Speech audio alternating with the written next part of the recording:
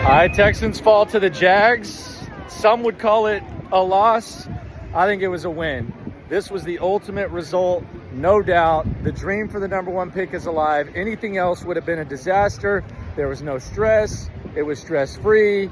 And the hope, the dreams of turning this thing around are still alive.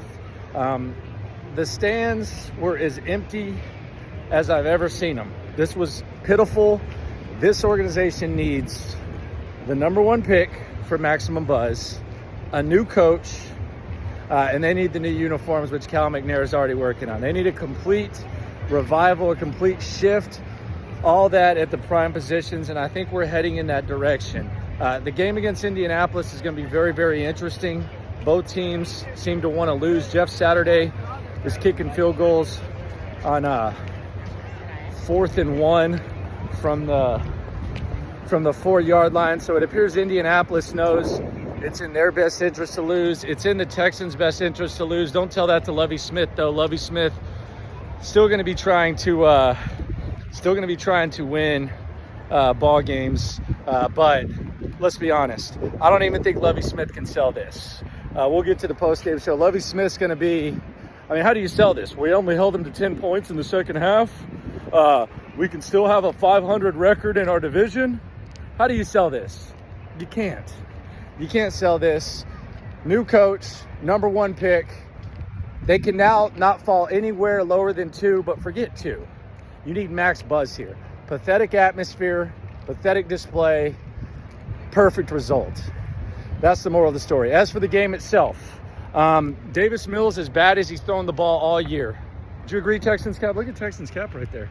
Would you agree? Very much so. That was a rough one. That was a rough one. Cap and trade, by the way.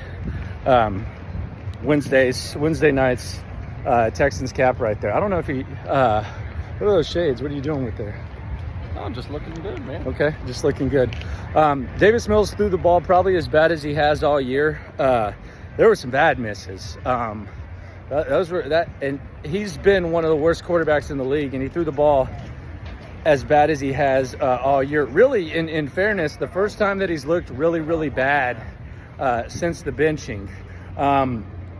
The defense, I mean, they got thrashed in the first half. It was kind of another version of the Miami game where you get kind of thrashed and then they bring in their backup quarterback in the third quarter. That's basically what happened here with Jacksonville. By the way, Travis Etienne, I know we talk about Trevor Lawrence. If Jacksonville doesn't use their extra first-round pick on a running back, they're not where they are right now. So take notes, Caserio. We're getting in Bijan territory with the Browns winning. I know Cap hates running backs being taken. Jalen Petrie, he's got to work on that tackling, but he's putting together a nice rookie season. Another interception for Jalen Petrie. Desmond King, he showed some toughness. That's really all I got. Oh, they love the ghost of Rex Burkhead. If Danny Amendola, Nick Caserio said Danny Amendola was a Texan for life, Burkhead might get the locker room named after him because he is Mr. Third Down. Fourth down from inside the 10, they bring in Burkhead. You jokingly say, oh, they drew one up for Burkhead. They damn sure did. A wheel route to Burkhead.